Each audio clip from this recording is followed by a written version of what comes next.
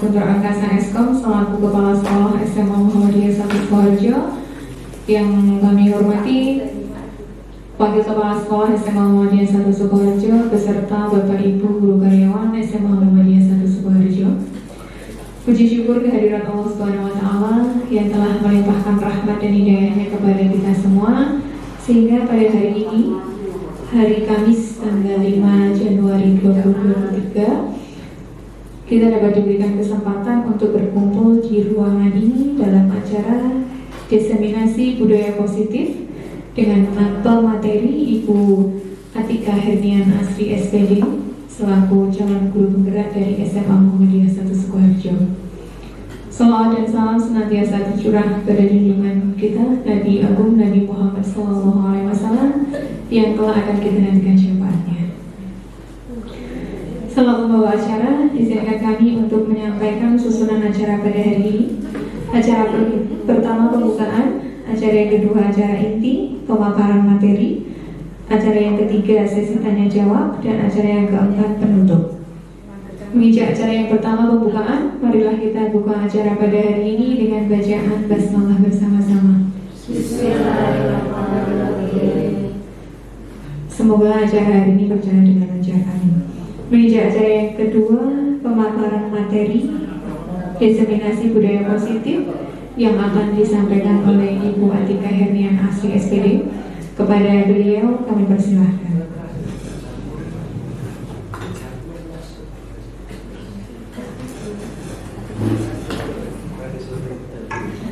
Bismillahirrahmanirrahim. Assalamualaikum warahmatullahi wabarakatuh.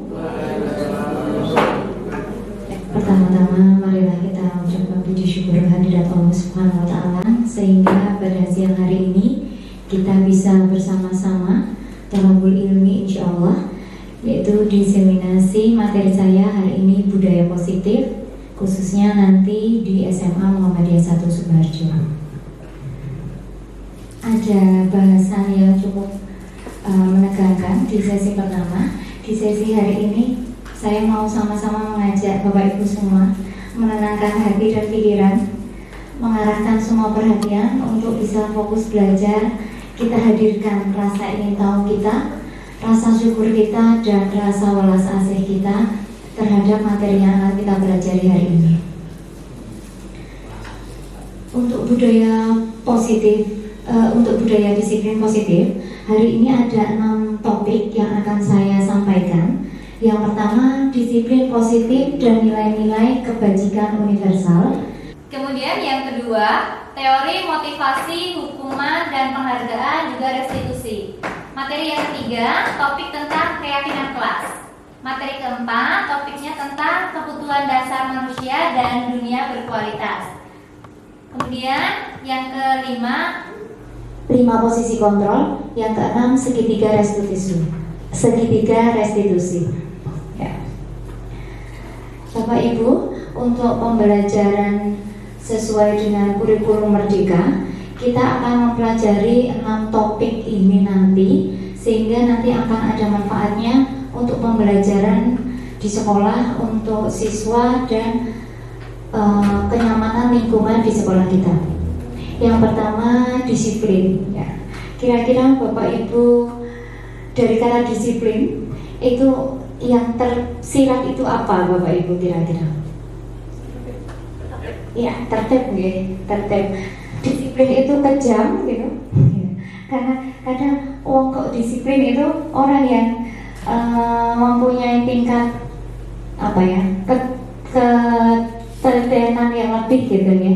Kalau dari materi di sini, disiplin itu berasal dari bahasa Latin disiplina, yang artinya belajar. Disiplin itu kadang ada yang mengartikan ketidaknyamanan, ya. Karena itu tadi saya tanya, apa ada yang berpikir bahwa disiplin itu kejam gitu, karena menyangkut sebuah ketidaknyamanan. Dan disiplin itu bukan apa saja yang kita hargai, tetapi pencapaian suatu tujuan yang mulia. Tujuan dari disiplin positif adalah menanamkan motivasi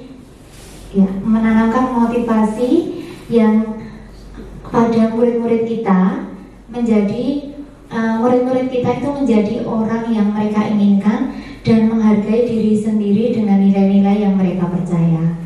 Jadi murid-murid itu memiliki motivasi intrinsik, memiliki dukungan dari dalam diri mereka yang nanti berdampak jangka panjang.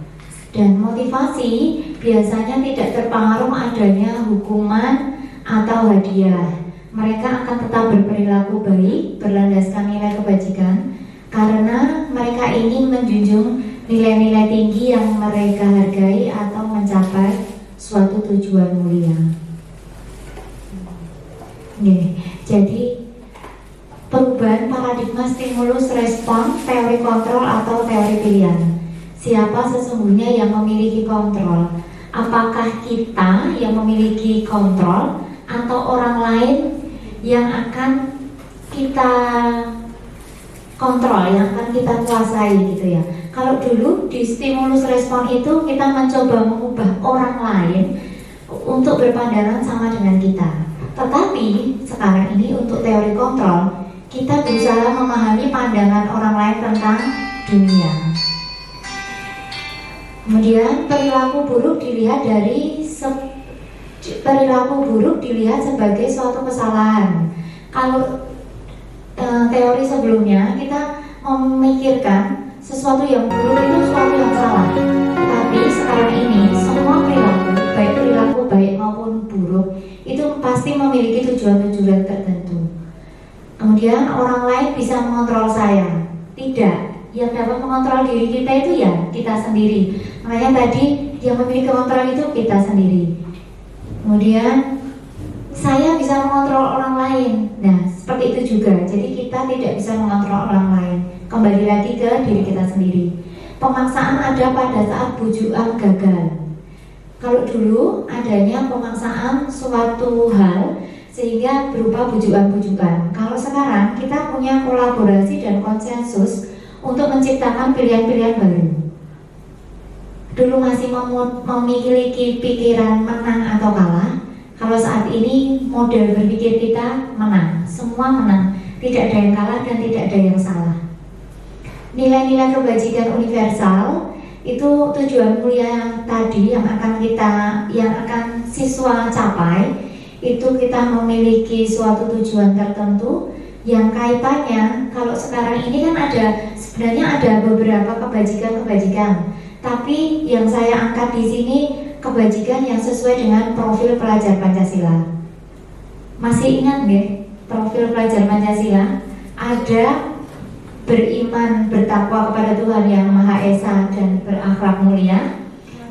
Kemudian ada mandiri, bernalar kritis, berkebinekaan global, bergotong royong, dan kreatif. Sehingga apapun yang kita lakukan dari awal, visi, misi, langkah-langkah, kemudian cita-cita yang akan kita capai, semuanya berdasar pada profil pelajar Pancasila. Kalau tadi kita sudah membicarakan motivasi atau dukungan dari dalam, ini ada dua ya, motivasi eksternal. Adanya seseorang melakukan sesuatu itu pasti ada motivasinya. Yang eksternal itu untuk menghindari ketidaknyamanan atau hukuman. Jadi bisa saja murid itu berpikir, saya tidak akan melakukan A karena kalau saya melakukan nanti saya seperti ini. Berarti itu motivasi dari luar. Kemudian untuk mendapat imbalan dari orang lain atau institusi. Kalau saya melakukan seperti ini, berarti saya akan mendapat ini. Kedua contoh tadi eksternal ya, dari luar. Sehingga yang harus kita tanamkan untuk diri kita dan siswa kita, murid kita harus mempunyai motivasi internal. Motivasi internal itu yang akan mencapai tujuan disiplin positif, yaitu kita bisa menghargai diri kita sendiri. Saya akan menjadi seperti ini ketika saya melakukan hal yang seperti ini. Begitu. Bapak Ibu, saya berikan pertanyaan pemantik. Bisa menjawab setuju dan atau tidak setuju ya. Nomor 1, hukuman dapat mendisiplinkan anak. Kira-kira setuju atau tidak setuju ini? Iya. bisa setuju, bisa tidak setuju, monggo. Kira-kira hukuman dapat mendisiplinkan anak. Yang kita lakukan selama ini seperti apa? Kalau ada hukuman, kira-kira anak-anak jadi disiplin atau tidak? Ya, disiplin sementara. Ya, terima kasih. Nanti ada lagi. Yang kedua, pemberian hukuman dengan hal positif seperti membaca atau membersihkan halaman sekolah dapat meningkatkan disiplin anak. Kira-kira setuju nopo boten? Gitu. Setuju. Karena sepertinya itu menjadikan sikap yang lebih baik seperti itu nih. Kemudian yang ketiga, memberi penghargaan dapat meningkatkan motivasi belajar anak. Ya, kalau ini terlihat sangat setuju ya, setuju. Tapi kita belajar lebih dalam untuk materi berikutnya. Ya, jadi dihukum oleh penghargaan.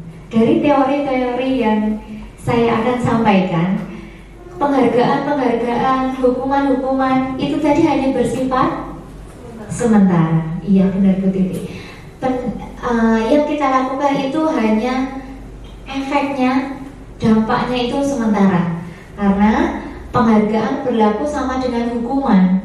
Jadi mau memberi hadiah atau memberi hukuman itu sebenarnya sama-sama meminta, membujuk seseorang melakukan sesuatu. Dan itu tadi berarti eksternal, motivasinya bukan internal. Ya, jadi beberapa dampak pemberian penghargaan, ada pengaruh jangka pendek dan jangka panjang. Ketika dikasih, nanti akan melakukan sesuatu. Jika tidak. Ya, gitu. Kemudian penghargaan menghukum. Ketika kita memberi penghargaan, itu tidak selalu dinilai positif. Ketika kita memberi penghargaan, itu malah ada sisi menghukum. Karena nanti bisa efeknya ke yang lain. Umpama si A kita beri penghargaan, si B tidak, sehingga si B merasa saya terhukum gitu ya. Penghargaan mengurangi ketepatan. Diberikan waktu untuk mengerjakan tugas, kemudian diberi penghargaan. Ketika tidak mendapat penghargaan, tugasnya tidak tepat dilakukan lagi. Jadi penghargaan tidak efektif dan penghargaan merusak hubungan. Dihukum oleh penghargaan itu tadi ya. Penghargaan menurunkan kualitas.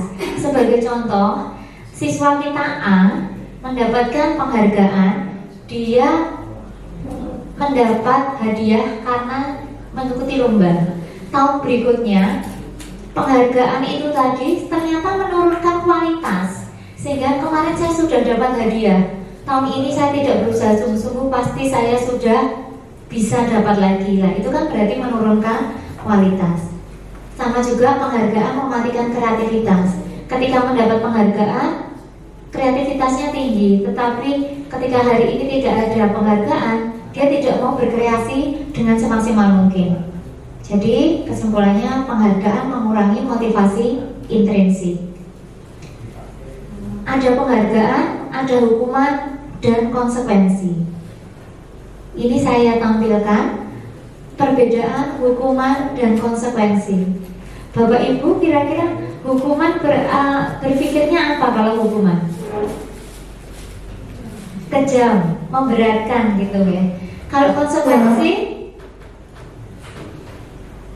yang dipikirkan kesadaran, ya, ada tindak lanjut seperti itu ya. Ya, di sini sudah saya sampaikan. Jadi hukuman itu sesuatu yang menyakitkan harus terjadi. Biasanya kalau kita menghukum itu mesti sakit gitu ya, menyakitkan gitu. Tetapi kalau konsekuensi itu sesuatu yang terjadi itu tidak selalu sakit gitu ya. Kemudian membuat anak sakit fisik maupun hati, ya itu untuk jangka waktu lama. Kalau ada anak yang melakukan kesalahan, kemudian kita memberi hukuman, rasa sakitnya itu tidak hilang-hilang. Kemudian untuk konsekuensi, anak merasa tidak nyaman dalam waktu pendek. Jadi kalau dapat konsekuensi, dia akan melakukan konsekuensi dan sudah tidak ada bekasnya lagi.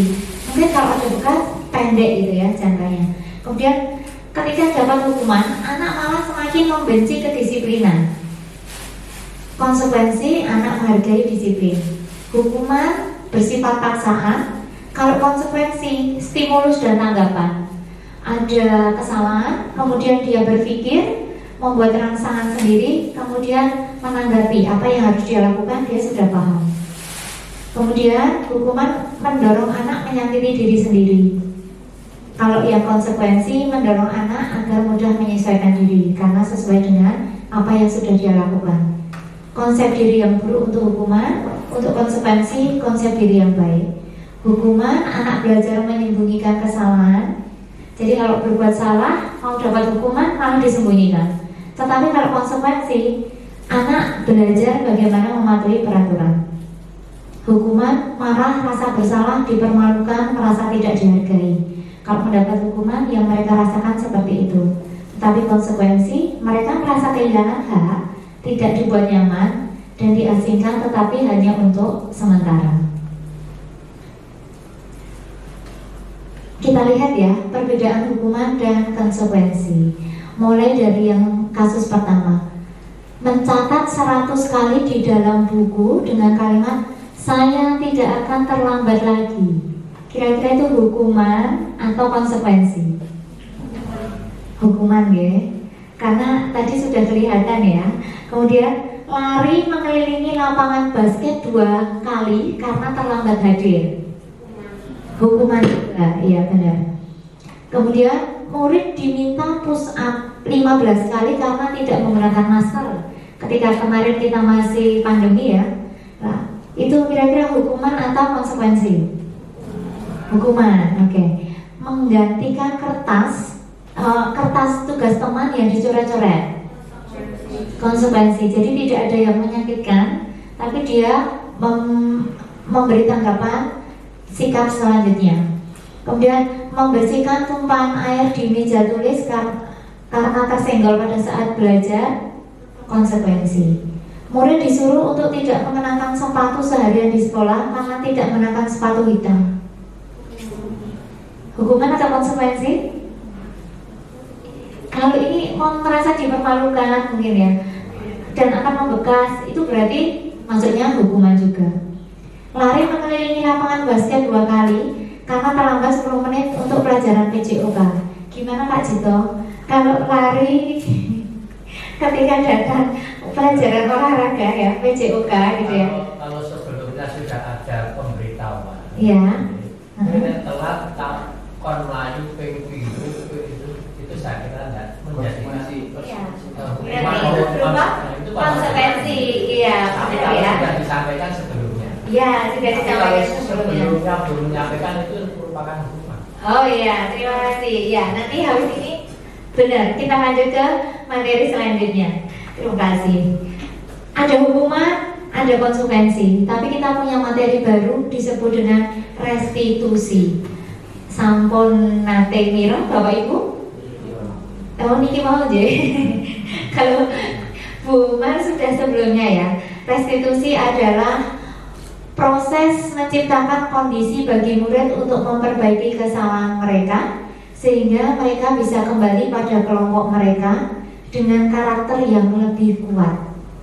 Restitusi juga merupakan proses kolaboratif yang mengajarkan murid mencari solusi untuk masalah mereka dan membantu murid berpikir tentang orang seperti apa yang mereka ingin menjadi, tujuan mulia mereka apa, dan bagaimana mereka harus memperlakukan orang lain. Kalau hukuman tadi menyakitkan, konsekuensi masih ada kaitannya dengan hukuman. Tetapi kalau restitusi itu bersikap netral sehingga yang melakukan kesalahan itu juga tidak down, tidak merasa down, tetapi juga tidak merasa lepas dari tanggung jawab. Nah, ini ciri-ciri restitusi ya. 1, bukan menebus kesalahan, namun belajar dari kesalahan. Jadi yang sudah dilakukan, terus tindak lanjutnya apa? Itu ciri-ciri restitusi. Memperbaiki hubungan, tawaran bukan paksaan. Yang keempat, restitusi menuntun untuk melihat ke dalam diri. Yang kelima, restitusi mencari kebutuhan dasar yang mendasari tindakan. Jadi ini semua nanti berkaitan ya dari yang 6 materi akan saya sampaikan. Kemudian Yang keenam, restitusi diri adalah cara yang paling baik. Restitusi fokus pada karakter, bukan tindakan. Restitusi fokus pada solusi. Restitusi mengembalikan murid yang berbuat salah pada kelompoknya. Ya, jadi kalau tadi terpisah, ini saya tampilkan memahami hukuman, konsekuensi, dan restitusi. Jadi kalau hukuman itu sifatnya masih negatif. Kemudian yang konsekuensi netral, sebenarnya dia sudah melakukan lebih baik dari hukuman. Kemudian yang restitusi ini membawa dampak positif. Begitu Bapak Ibu. Jadi ya, di restitusi, kalau tadi di hukuman dan konsekuensi sudah terlihat, ini di restitusi saya tampilkan. Nanti saya lanjut saja Ibu. Iya. Nah, materi yang awal tadi ada disiplin positif, kemudian ada apa tadi? Budaya disiplin kelas dan kebajikan, nilai-nilai kebajikan. Yang materi ketiga itu keyakinan kelas atau kesepakatan kelas. Sudah pernah dengar? Sudah pernah menciptakan, membuat kesepakatan keyakinan kelas gitu. Ya, beberapa mungkin sudah pernah ya. Jadi sebenarnya kita punya peraturan di kelas ya. Kita punya tata tertib gitu ya. Tetapi tidak peraturan saja, mengapa harus keyakinan kelas? Nah, nanti saya informasikan. Jadi untuk mendukung motivasi intrinsik, untuk kembali ke nilai-nilai keyakinan, lebih menggerakkan seseorang dibanding mengikuti serangkaian peraturan-peraturan. Ya, seperti ini contoh penerapan pembuatan kesepakatan kelas atau keyakinan kelas. Di place bisa. Saya tampilkan 2 video. Suaranya muncul nggak ya?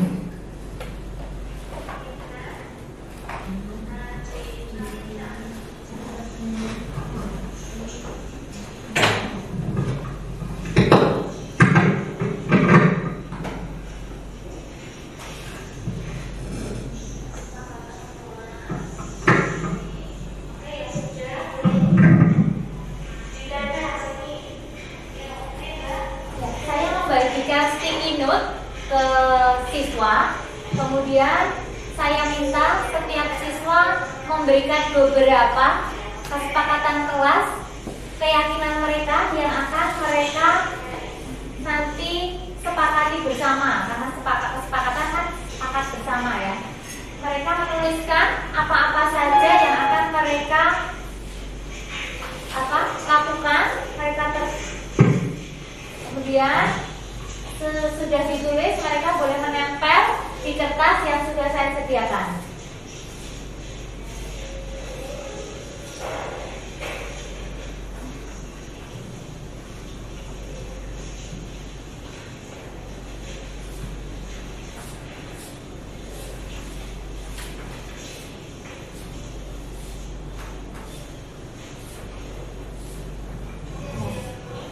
Jadi semua siswa wajib ya memberikan pendapat mereka untuk membuat kesepakatan kelas. Ya, untuk tadi ada video yang pertama, yaitu setiap siswa sudah membuat. Kemudian ada video yang kedua, mereka menempel ya, saya play juga.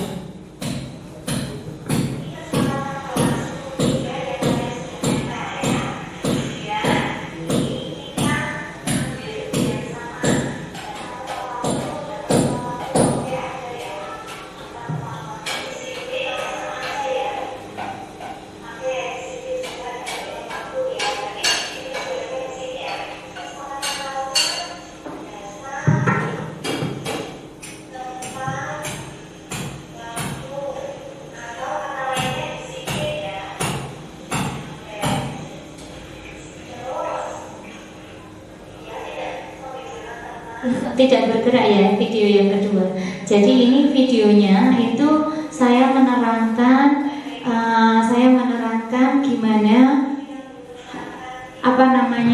sticky note itu ditempel, kemudian sama-sama nanti kita ambil suara mayoritas apa saja yang disepakati. Kemudian di sini saya sudah mendapat, ya, ini coba kita dengar lagi.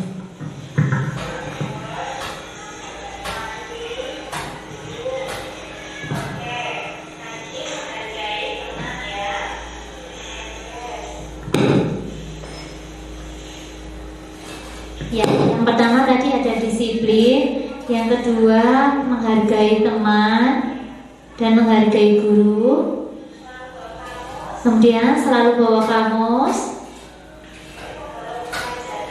membawa buku pelajaran, oke. Atau kamus ya, jadi kamus ada di dalam kesepakatan kelas.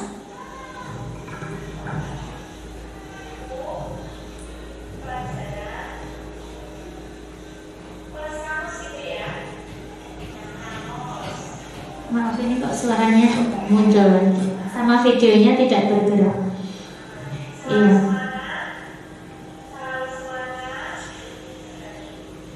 Kalau di sini kok takut ya.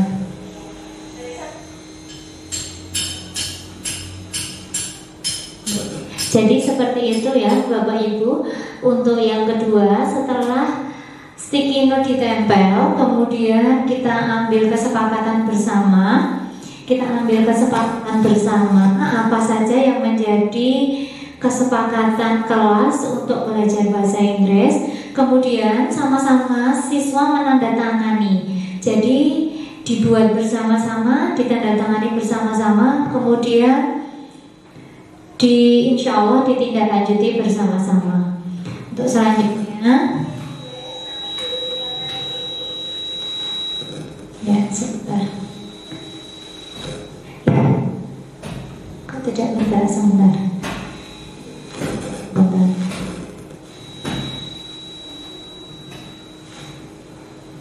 Oke, sebentar ya Bapak Ibu, saya siapkan dulu. Ini kok tidak bisa ya.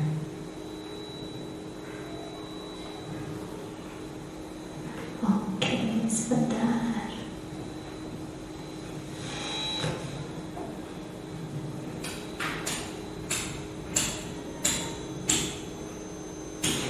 Ada yang hilang. Ya, saya coba lagi dulu ya. Jadi itu tadi sudah ada contoh pembuatan video contoh pembuatan kesepakatan kelas bersama-sama. Kemudian ditandatangani dan ini ya sebentar. Tadi sudah sampai.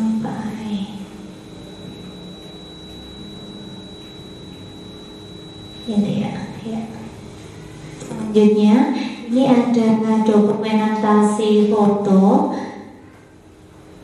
Ya, ada dokumentasi foto. Jadi siswa terlihat senang, terlihat ceria setelah mereka membuat kesepakatan kelas, kemudian mereka menempel dan menandatangani. Insya Allah nanti bisa dilakukan bersama-sama. Ya. Selanjutnya materi selanjutnya yaitu kebutuhan dasar manusia dan dunia berkualitas. Jadi semua manusia itu memiliki kebutuhan dan di sini ada 5 yang menjadi kebutuhan dasar. Yang pertama yaitu rasa kasih sayang dan diterima atau love, kemudian penguasaan, power, kemudian kesenangan atau fun, keempat kebebasan atau freedom, kelima bertahan hidup. Pada dasarnya seluruh tindakan manusia itu memiliki tujuan untuk memenuhi kebutuhan. Ya, jadi bahkan kalau kita lihat dan kita rasakan mungkin ada siswa kita yang melakukan hal yang menentang atau melanggar kesepakatan, itu juga mereka sedang melakukan pemenuhan kebutuhan gitu. Jadi apapun Ya, ketika seorang murid melakukan sesuatu perbuatan yang menentang, itu juga memenuhi kebutuhan. Contohnya seperti ini lebih depannya ya. Yang pertama itu survival, kebutuhan untuk bertahan hidup ya. Kebutuhan yang sifatnya fisiologis. Ya, misalnya kesehatan, kemudian rumah dan makanan. Kebutuhan-kebutuhan biologis itu juga termasuk reproduksi, itu kebutuhan untuk bertahan hidup atau survival. Bahkan perasaan nyaman, aman itu juga kebutuhan bertahan hidup. Yang kedua, love and belonging, yaitu kasih sayang dan rasa diterima. Kita sebagai makhluk, kita membutuhkan koneksi sosial, kebutuhan memberi dan menerima kasih sayang, juga kebutuhan untuk bisa bergabung dengan teman, keluarga, pasangan hidup, bahkan binatang peliharaan ya Bapak Ibu, itu juga termasuk pemenuhan kebutuhan love and belonging. Selanjutnya power, ya, power atau pengakuan atas kemampuan, penguasaan seseorang gitu ya. Jadi bagaimana kita mempunyai kekuatan untuk mencapai sesuatu, menjadi kompeten, menjadi terampil, dan diakui atas prestasi dan keterampilan kita, itu termasuk kebutuhan power. Saya lanjutkan. Yang keempat yaitu freedom atau kebebasan, yaitu manusia atau kita semua, bahkan murid kita, itu merasa mempunyai kebutuhan untuk bebas, untuk ingin melakukan apapun, ingin bergerak, ingin mencoba-coba hal yang baru. Nah, itu adalah kebutuhan kebebasan. Makanya mungkin ada siswa yang melanggar itu, mereka juga ingin melakukan memenuhi kebutuhan freedom. Yang kelima yaitu fun, kesenangan, yaitu kebutuhan mencari kesenangan, bermain dan tertawa. Ya, kita bisa membayangkan ya Bapak Ibu, ketika kita hidup tanpa kenikmatan, kita hanya sedih saja gitu ya. Kemudian masih ingat ya, saya tuliskan ada anjing, ada lumba-lumba, binatang primata yang mereka bermain gitu ya, memakai keterampilan mereka untuk kesenangan gitu. Ya, di sini untuk materi kebutuhan dasar saya cukupkan. Untuk materi selanjutnya yaitu 5 posisi kontrol. Kira-kira Bapak Ibu sampun nanti mireng ya, sudah pernah dengar atau belum? Ya. 5 posisi kontrol. Yang pertama penghukum, yang kedua pembuat rasa bersalah, yang ketiga teman, yang keempat pemantau, yang kelima manajer. Seperti apa? Ya, seperti apa contohnya? Saya akan tampilkan ini ya, videonya ya. Oke.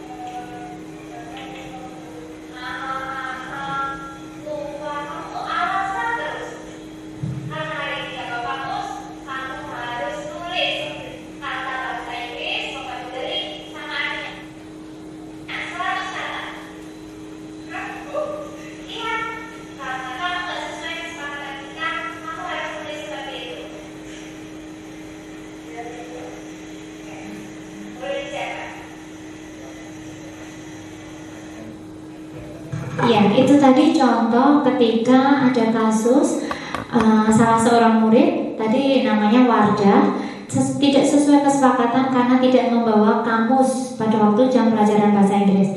Kemudian guru memberikan hukuman menulis kosakata 100 untuk ditulis di buku tulis beserta artinya. Nah, itu adalah salah satu posisi kontrol sebagai penghukum.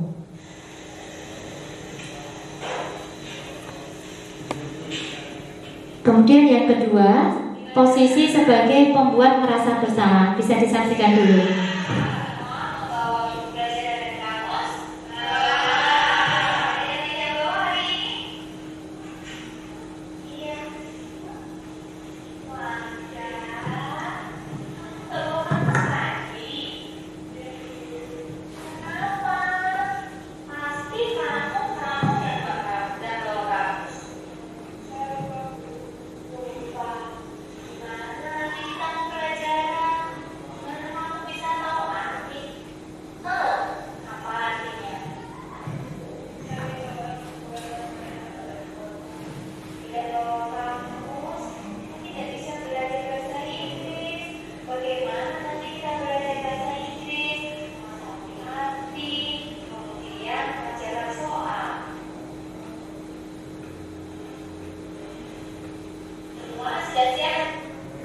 Kalau yang video kedua itu tadi ketika murid melakukan kesalahan dan kita posisi kontrolnya sebagai pembuat merasa bersalah. Jadi siswa merasa bersalah atas apa yang dia perbuat.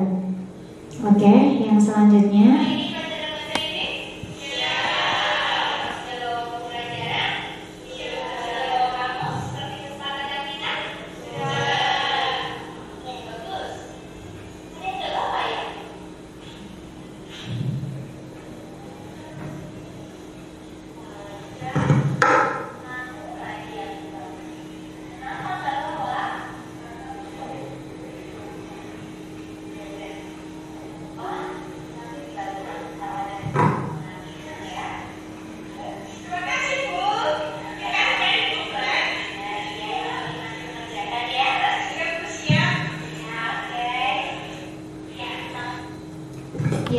Yang terakhir ini tadi yaitu posisi kontrol sebagai teman. Jadi seakan-akan guru dan murid yang membuat kesalahan tadi seperti teman. Jadi seperti membela, kemudian membantu untuk berikutnya, begitu.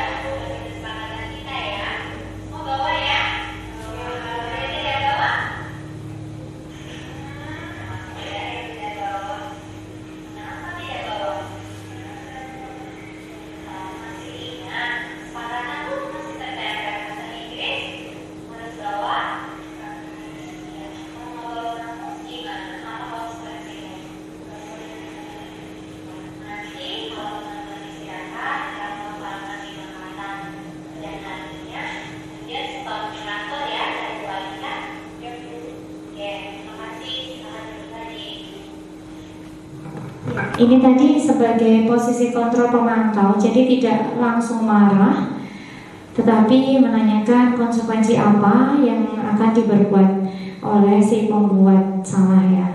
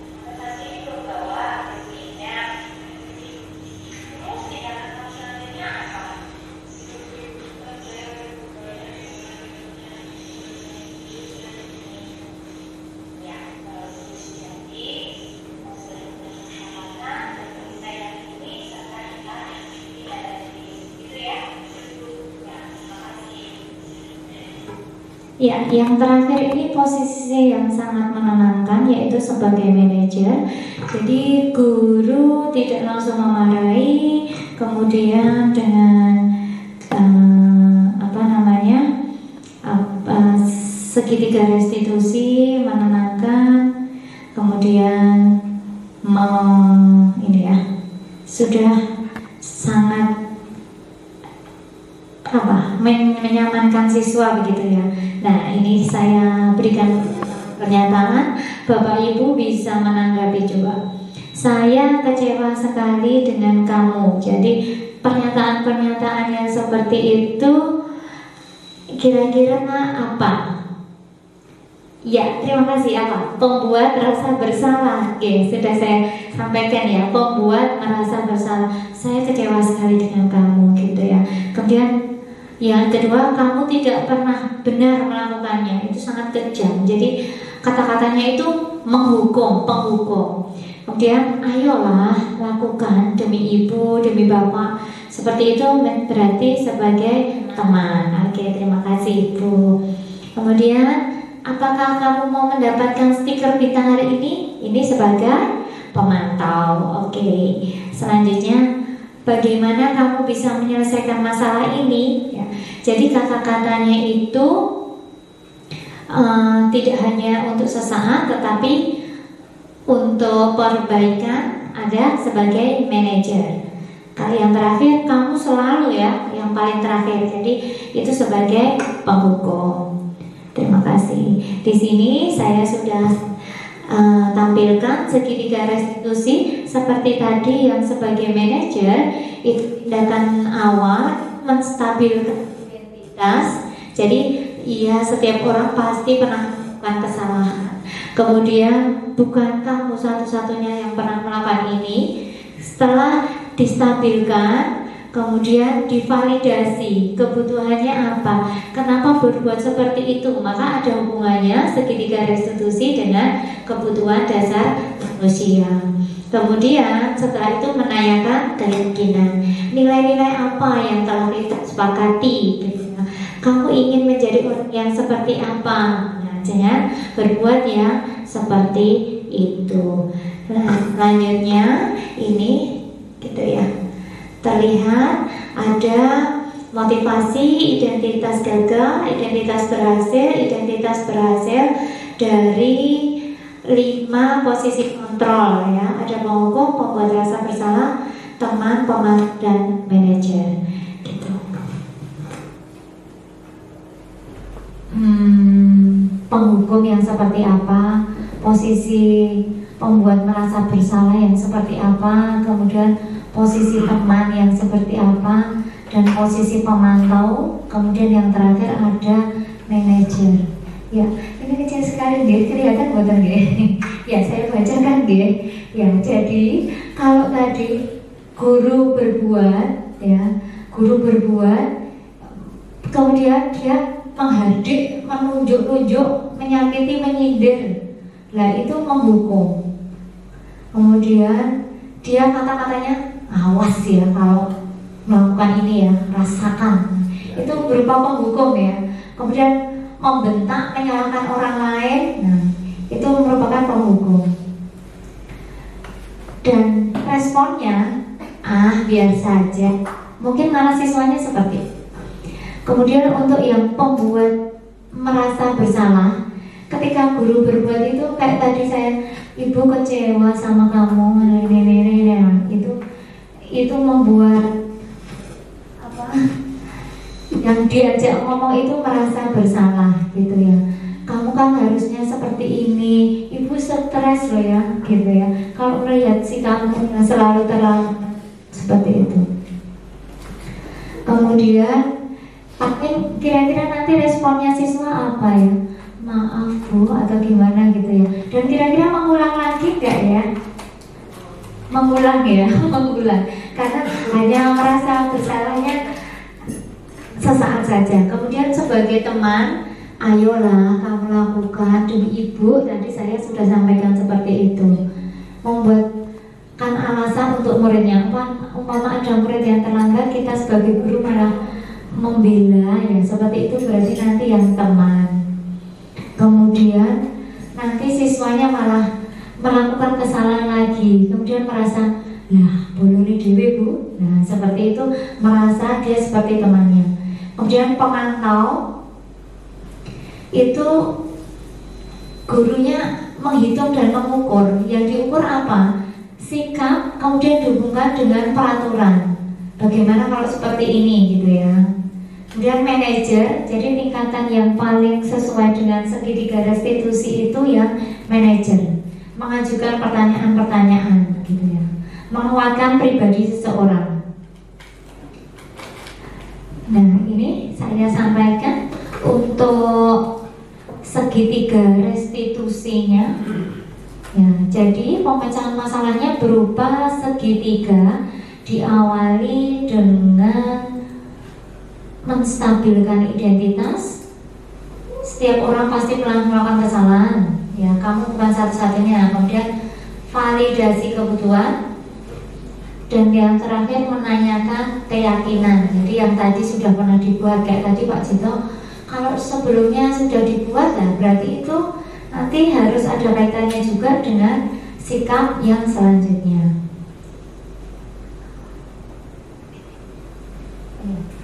Ya, jadi menstabilkan identitas itu tujuannya membuat anak yang merasa gagal menjadikan dirinya positif. Ciri-ciri perkataan gurunya seperti ini: berbuat salah itu hal yang manusiawi, tidak ada manusia yang sempurna. Coba nanti kita lihat videonya, ada yang seperti itu enggak ya? Bapak Ibu juga kok pernah berbuat salah, seperti itu ya. Bapak Ibu tidak akan mencari tahu mana yang benar, yang salah. Harusnya seperti ini saja, seperti itu. Kemudian ada validasi kebutuhan ya, jadi segitiga. Yang pertama tadi menstabilkan identitas, yang kedua validasi kebutuhan. Itu membantu murid mengenali kebutuhan dasar. Makanya tadi saya matur, murid itu mau melakukan kesalahan atau kebenaran, mereka itu sebenarnya sedang melakukan pemenuhan kebutuhan, gitu ya, pemenuhan kebutuhan dasar mereka. Ini nanti validasi kebutuhan, ada kata-kata kamu bisa saja kan melakukan hal yang lebih buruk, tapi kamu tidak kan, seperti itu ya. Apa kamu bisa melakukan lagi dengan lebih baik lagi? Ya, seperti itu. Lanjut. Kemudian menanyakan keyakinan. Nah ini langkah terakhir. Anak melihat kesalahannya dihubungkan dengan norma sosial dan nilai-nilai dasar yang mendasari manusia berinteraksi dengan orang lain. Jadi guru berkata, apa toh kesepakatan kelas, apa yang kita percaya tadi, seperti itu. Kemudian saya tampilkan contoh penerapan segitiga restitusi.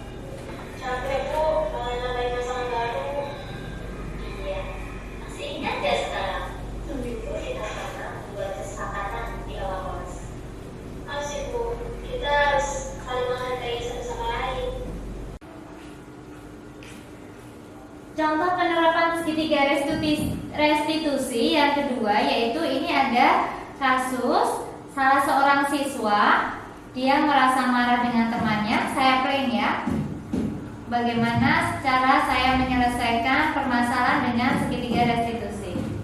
Mulai, buat kita dengar, kamu habis marah sama Asma bertengkar ya? Iya Bu, soalnya saya kesel sama Asma. Kenapa kamu kesal? Soalnya tadi Asma nyontek saya pelajaran ekonomi. Wajar aja ya kalau kamu kesal dan marah. Kalau di posisi kamu, Bu Atika juga pasti akan seperti itu. Lalu apa yang kamu lakukan sama Asma? Jadi saya marah-marah sama Asma Bu. Terus saya bentak-bentak, terus saya gebrak meja. Pasti ada alasannya. Gimana? Iya Bu, soalnya Asma itu gak pernah ngerjain tugas sendiri. Dia pasti selalu nyontek saya. Entah itu ulangan, PR, tugas, semuanya Asma nyontek saya. Ya wajar lah ya kalau kamu berbuat marah dan kesal sama Asma. Tapi kamu gak berbuat yang lebih buruk kan? Misalnya kamu dorong dia, apa kamu tarik jilbabnya gitu? Enggak Bu, saya gak pernah seperti itu. Iya. Coba yang sudah kamu lakukan kira-kira menyalahi keyakinan kelas yang pernah kita buat di awal itu tidak? Menyalahi Iya, keyakinan yang seperti apa? Yang mana? yang saling menghargai teman dan berbuat kasar kepada teman. Iya, benar. Jadi yang sudah dilakukan itu ada kaitannya dengan keyakinan kelas yang kita sudah sepakati ya. Lalu kira-kira kamu mau nggak memperbaiki? Iya Bu, saya memperbaikinya. Caranya gimana? Caranya saya bisa kontrol emosi. Terus saya bakalan lapor ke guru mata pelajaran kalau ada yang mencontek. Iya, itu akan lebih bagus lagi ya, Nurlay. Terima kasih, semoga kedepannya lebih baik. Tetap semangat ya. Iya Bu. Terima kasih bisa kembali ke kelas. Iya Bu, terima kasih. Oke Bu.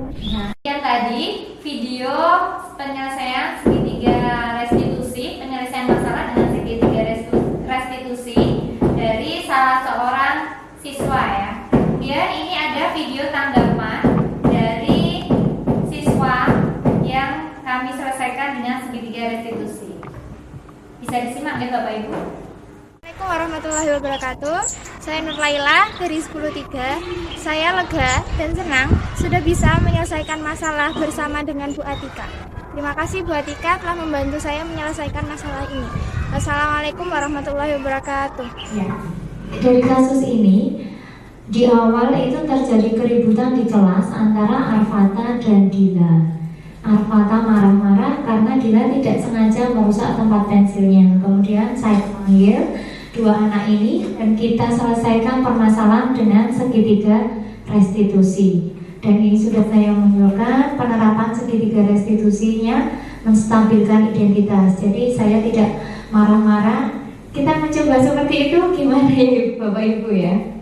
Ya, jadi menyelesaikan masalah dengan segitiga restitusi. Ada yang video kedua. Ini tadi juga salah satu pemecahan masalah. Dan yang terakhir ini saya menampilkan tanggapan siswa ketika pemecahan masalah menggunakan segitiga restitusi.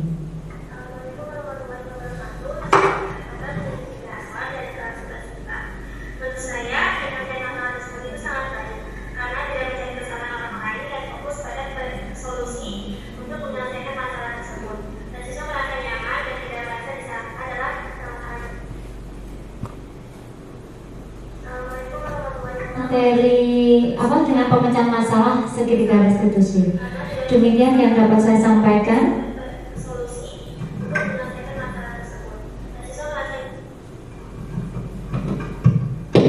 Baiklah, Bapak Ibu, demikianlah pemaparan materi disiplin positif, ya, budaya positif yang disampaikan oleh Bu Atika Herniana CSPD, di mana materi ini sangat memberikan wawasan yang baru untuk kita, ya, khususnya kita dalam menjalankan tugas kita sebagai seorang guru, ya, yang kadang terbawa emosi dalam menjalankan tugas, ya. Dengan materi ini harapannya ada banyak perubahan yang bisa kita lakukan untuk proses pembelajaran sehingga pembelajaran itu menjadi menyenangkan. Kemudian anak juga timbul karakter yang positif dari dalam dirinya. Baik Bapak Ibu, untuk selanjutnya adalah sesi tanya jawab. kami persilahkan kepada Bapak Ibu yang ingin bertanya pada pemateri hari ini. Bismillahirrahmanirrahim. Assalamualaikum warahmatullahi wabarakatuh. Nama saya Putri Dianti. Yang ingin saya tanyakan adalah bagaimana cara penerapan segitiga restitusi di sekolah kita? Terima kasih. Wassalamualaikum warahmatullahi wabarakatuh. Untuk penerapan segitiga restitusi di sekolah kita, berarti nanti kita sosialisasi seperti hari ini tadi kita sudah mengatur, saya sudah sampaikan ke Bapak Ibu guru semua, sehingga nanti ketika kita menghadapi suatu masalah, mungkin ada siswa dan murid yang perilakunya tidak seperti sesuai dengan kesepakatan kelas, sesuai dengan kesepakatan sekolah. Nah, kita sudah bisa menerapkan segitiga restitusi seperti itu. Jadi dimulai hari ini ya Bapak Ibu semua sudah nanti bekerja sama, kita sama-sama saling mengingatkan baik dari Bapak yang tingkat atas maupun Bapak Ibu Waka, Bapak Ibu Guru dan Guru BP mungkin ya, sehingga nanti kita bisa menciptakan, kita bisa mewujudkan bagaimana kemerdekaan anak mendapat pendidikan lebih baik di tempat kita. Seperti itu mungkin cukup.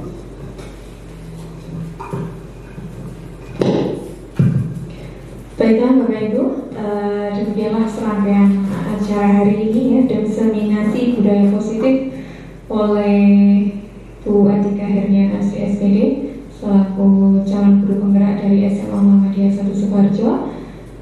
Alhamdulillah sudah tersampaikan dengan baik, dan memasuki acara yang terakhir, marilah kita tutup acara pada hari ini dengan bacaan hamdalah bersama-sama.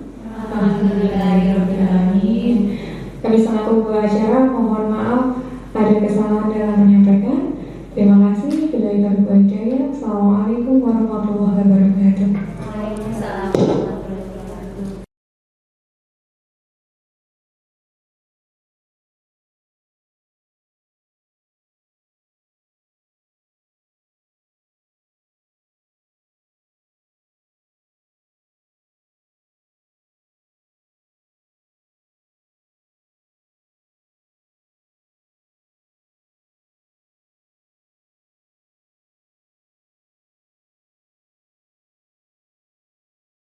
Assalamualaikum warahmatullahi wabarakatuh.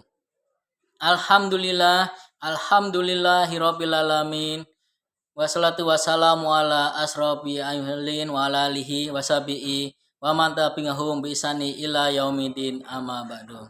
Saya Danang Guntur Angkasa, sarjana komputer selaku Kepala SMA Muhammadiyah 1 Sukoharjo, saya sampaikan bahwa Bu Atika adalah guru yang berkompeten di SMA Muhammadiyah 1 Sukoharjo. Bu Atika pada tanggal 5 Januari 2023 kemarin telah mengadakan diseminasi dengan materi disiplin sekolah. Menurut saya, kegiatan diseminasi sangat bermanfaat untuk warga sekolah, khususnya Bapak Ibu guru karyawan. Materi yang disampaikan lengkap tentang disiplin positif.